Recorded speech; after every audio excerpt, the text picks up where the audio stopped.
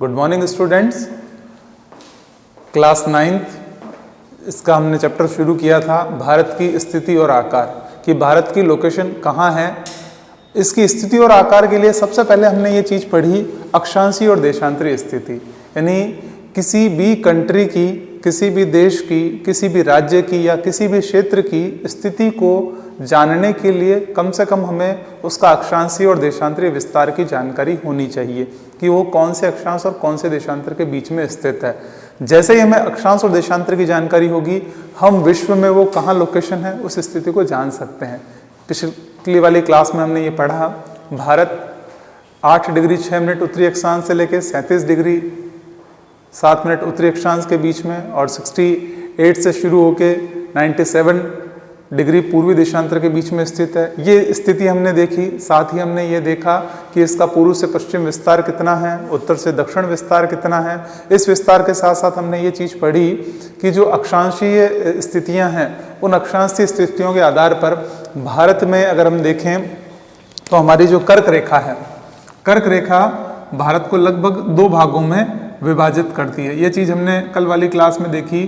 कर्क रेखा के उत्तर वाला उत्तरी भारत भूभाग कहलाता है, दक्षिणी वाला भाग दक्षिणी भारत वाला दक्षिण भारत कहलाता है। उत्तर भारत और दक्षिण भारत में जलवायु के आधार पर अगर हम देखें तो उत्तरी भारत के अंदर सर्दियों में अधिक सर्दी और गर्मियों में अधिक गर्मी रहती है, जबकि दक्षिण भारत में सर्दियों में कम सर्दी उत्तरी भारत की तुलना में और गर्मियों में उत्तरी भारत की तुलना में कम गर्मी रहती है। इसके पीछे कारण यह है कि यहाँ की सम जलवायु का होना। सम जलवायु के पीछे जिम्मेदार है यहाँ समुद्री प्रभाव। इसके साथ ही हमने यहाँ ये चीज़ भी पढ़ी थी कल कि जो ये विस्तार है भारत का, इस विस्तार ये यहाँ पे कर्क रेखा लगभग ये यहाँ से निकलती है, ये 2 भागों में बांटती, उत्तरी और दक्षिणी भारत में। फिर इसके बाद में हमने ये चीज़ पढ़ी कि इसका आकार के आधार पर हम देखें तो भारत विश्व में क्षेत्रफल की दृष्टि से 7वें नंबर की पोजीशन पे, 7th पोजीशन पे ये अपने आप को स्टैंड करता है। और फिर इसका जो देखा 32.8 लाख वर्ग किलोमीटर क्षेत्र के अंतर्गत ये फैला हुआ है पूरा का पूरा भारत का विस्तार। फिर इसके बाद में हम इस पहलू को पढ़ने के बाद हमने पढ़ी इसकी स्थिति, लोकेशन, फिर आकार के बाद में हम आगे बढ़ रहे हैं कि भारत की स्थिति और आकार में भारत तथा विश्व, भारत की स्थिति विश्व के संदर्भ में अगर हम देखें तो भारत की स्थिति कहाँ है, इस स्थिति को हम एक मानचित्र के थ्रू समझने की कोशिश करते हैं। विश्व के मानचित्र के द्वारा अगर हम इसे समझेंगे तो हम इस स्थिति को आसानी से समझ पाएंगे। ये है उत्तरी अमेरिका और ये इधर ये दक्षिणी अमेरिका वाला भाग है, यानी ये उत्तरी अमेरिका और दक्षिणी अमेरिका। इस तरफ अगर हम देखें तो यहाँ पे ये ब्रिटेन यूरोप वाला क्षेत्र आ जाता है और यहाँ इस क्षेत्र के अंतर्गत अगर हम देखें तो यहाँ ये बीच वाला जो भूभाग है जो कि बीच में पानी वाला है, तो इससे क्या कहते हैं, भूमध्य सागर के नाम से ये जाना जाता है, भूमध्य सागर। और इस तरफ ये अफ्रीका महाद्वीप बना हुआ है। अफ्रीका महाद्वीप के पास में अगर हम देखें तो यहाँ पे स्वेज नहर जो आती है भूमध्य सागर और लाल सागर को जोड़ते हुए बनाई गई है। और यहाँ इस तरफ ये यूरेशिया पर्वतमाला आ जाती है। इस पर्वतमाला के इस तरफ अगर हम देखें तो ये पूरा का पूरा एशिया वाला पोर्शन आ जाता है। यहाँ ये भारत की स्थिति इस तरह से दिखाई गई है, यहाँ से ये, क्योंकि इस तरफ ये बांग्लादेश, म्यांमार और ये सब आ जाते हैं। और इस तरफ ये देखा जाए तो जापान के द्वीप आ जाते हैं। इस तरफ ये द्वीप, ये जावा, सुमात्रा, ये वाले द्वीप आ जाते हैं। यहाँ अंडमान निकोबार द्वीप समूह, लक्षद्वीप और ये श्रीलंका वाला एरिया और यहाँ ये ऑस्ट्रेलिया। तो हम इस चीज़ को समझने की कोशिश करते हैं कि ये हमारा ऑस्ट्रेलिया, ये ग्रेट बैरियर रिफ्ट, यानी भारत की स्थिति को अगर हम देखें तो विश्व के संदर्भ में इसकी एक महत्वपूर्ण स्थिति है। इस स्थिति को देखा जाए तो एशिया महाद्वीप के ये कहाँ है, एशिया महाद्वीप के दक्षिण में स्थित है, दक्षिण और पूर्व की तरफ में।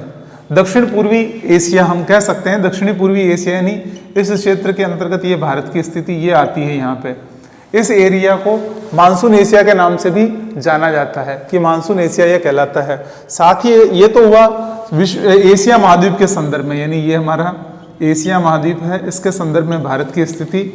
और गोलार्ध के संदर्भ में हमने कल पढ़ा था कि ये जो भारत को, विश्व को अगर हम देखें तो अक्षांश के आधार पर 2 गोलार्ध में बांटा गया है, ये उत्तरी गोलार्ध, ये दक्षिणी गोलार्ध, ये ग्रीनविच रेखा के आधार पर ये पश्चिमी, ये पूर्वी।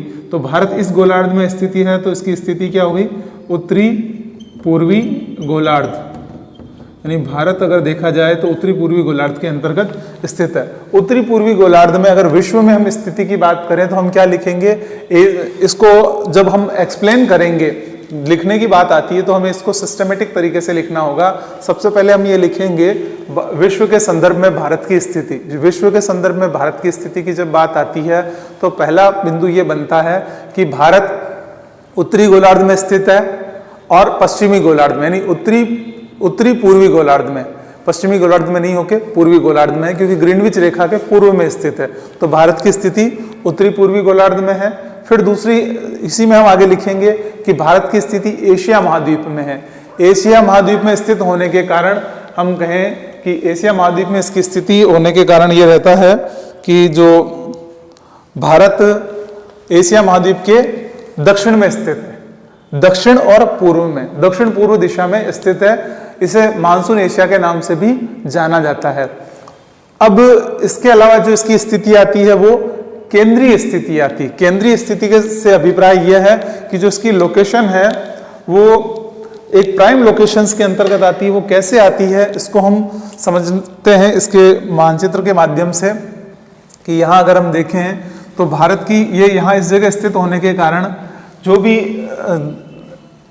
एयरलाइंस देखी जाए, एयरलाइंस से जैसे मान लिया यहाँ से लंदन से आती है फ्लाइट, यहाँ आएगी, इधर ये बीजिंग वगैरह है, जापान टोक्यो वगैरह, इधर ये वाशिंगटन डीसी, इधर ऑस्ट्रेलिया में है, इधर ये अफ्रीका में। तो ये तो हुआ वायुयान के द्वारा। अब बात आती है कि जब समुद्र के द्वारा जो यात्रा की जाती है, जो जहाज जाते हैं, तो यहाँ से भूमध्य सागर से ये स्वेज नहर की सहायता से ये लाल सागर होते हुए, भूमध्य सागर से लाल सागर स्वेज नहर की सहायता से इस तरह से यहाँ से ये जहाज होके इस तरीके से निकलते हैं जापान के लिए, या इस तरफ ऑस्ट्रेलिया की तरफ जाने हो। और यहाँ ये केप ऑफ गुड मार्ग, यानी ये अफ्रीका का चारों ओर चक्कर लगा के फिर आते हैं। तो इस तरह से आएंगे। जापान अमेरिका से कोई जहाज वगैरह आएगा तो ये इस तरीके से यहाँ, और दक्षिणी अमेरिका से ये रहता है। और अगर हम यहाँ से कहें तो इस तरफ से ये, अगर अमेरिका से सीधे जापान के लिए ये रास्ता रहता है, या ऑस्ट्रेलिया के लिए आना होता तो इस तरह से।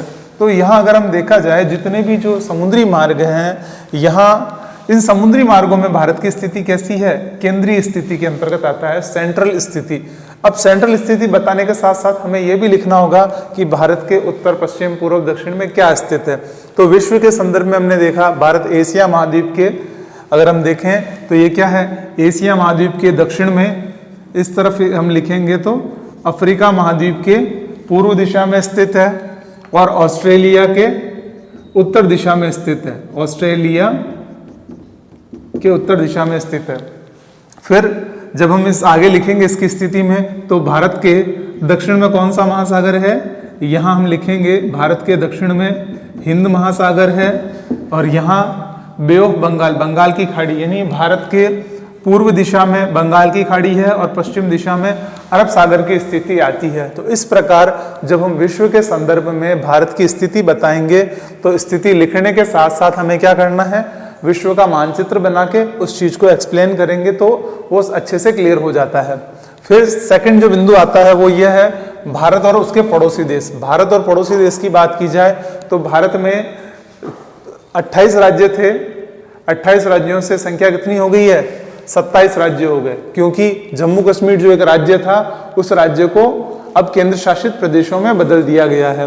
पहले 7 केंद्र शासित प्रदेश थे, 7 से फिर जम्मू कश्मीर से ये 2 प्रदेश और बढ़े, इससे ये 9 केंद्र शासित प्रदेश हो गए। फिर एक केंद्र शासित प्रदेश को समाप्त करके वर्तमान में 8 केंद्र शासित प्रदेश है। तो जम्मू कश्मीर राज्य से 2 केंद्र शासित प्रदेश बने, एक जो रहा जम्मू और दूसरा लद्दाख, ये 2 केंद्र शासित प्रदेश हो गए। और इधर चंडीगढ़ केंद्र शासित प्रदेश, फिर इसके अलावा दमन और दीव वाले क्षेत्र। तो हमारे जो मुख्य राज्य कितने हैं और केंद्र शासित प्रदेश कितने, ये हमें ध्यान रखना है। फिर उसके बाद में नेक्स्ट बनता है भारत और पड़ोसी देश। भारत के पड़ोसी राष्ट्र कौन कौन से हैं, उनसे उसका कैसा संबंध है, क्या चीज है। तो हम यहाँ पड़ोसी राष्ट्र की बात करें तो जब भी आप पड़ोसी राष्ट्र वाला चैप्टर पढ़ते हैं आपके पास अगर मैप बना हुआ रहेगा या मैप के साथ आप पढ़ेंगे तो ये आसानी से याद होगा। सबसे पहले यहाँ हम देखें तो यहाँ किसकी स्थिति है, ये हमारा पाकिस्तान। तो हम क्या लिखेंगे, भारत के पश्चिम दिशा में, डायरेक्शन हमें पता ही है, भारत के पश्चिम दिशा में पाकिस्तान स्थित है। और पाकिस्तान से जो भारत की लाइन मिलती है उसे किस नाम से जाना जाता है, रेड क्लिफ रेखा के नाम से जाना जाता है, रेड क्लिफ रेखा। यानी भारत और पाकिस्तान के बीच में जो अंतर्राष्ट्रीय सीमा बनाती है वह रेखा रेड क्लिफ लाइन के नाम से जानी जाती है। और यहीं अगर हम देखें भारत के उत्तर पश्चिम की तरफ यहाँ राष्ट्र आता है अफगानिस्तान, यानी भारत और अफगानिस्तान के बीच में जो रेखा है उसे किस नाम से जाना जाता है, डूरंड रेखा के नाम से जाना जाता है,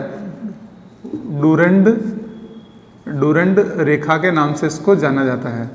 अभी अगर हम देखें तो डूरंड रेखा और तो ये पीओके के अंतर्गत आता है, पीओके से टच होती है, नहीं पाक ऑक्यूपाइड कश्मीर उस एरिया से टच होती है डूरंड रेखा। फिर उसके बाद में चीन, ये भारत के इस तरफ किस दिशा में आ जाएगा, ये पूर्व दिशा में आ जाएगा, यानी भारत के उत्तर पूर्व दिशा के अंतर्गत कौन सा देश स्थित है, चीन। चीन और भारत के बीच में जो रेखा बनी है उस रेखा को किस नाम से जानते हैं, मेक मोहन रेखा के नाम से जानी जाती है, मेक मोहन रेखा। भारत और चीन के बीच में बनी हुई है ये मेक मोहन रेखा। यहां फिर अगर हम देखें तो यहां हमारा जो पड़ोसी देश है नेपाल, जो कि भारत के चीन के दक्षिण में और भारत के उत्तर पूर्व दिशा में स्थित है। और नेपाल के अंदर काठमांडू क्षेत्र जो प्रमुख फेमस है शिव मंदिर के लिए। फिर यहाँ अगर हम देखें तो नेपाल के पास में यहाँ ये पड़ोसी राष्ट्र हमारा भूटान, जो विश्व में गरीब देशों की श्रेणी में कहा जाता है। यहाँ एक भी थिएटर नहीं है। यहाँ थिएटर नहीं होने के कारण, फिल्म सिनेमा नहीं होने का कारण यह है कि इन लोगों ने अपनी संस्कृति को बचाए रखने के लिए सिनेमा को यहाँ डेवलप ही नहीं होने दिया।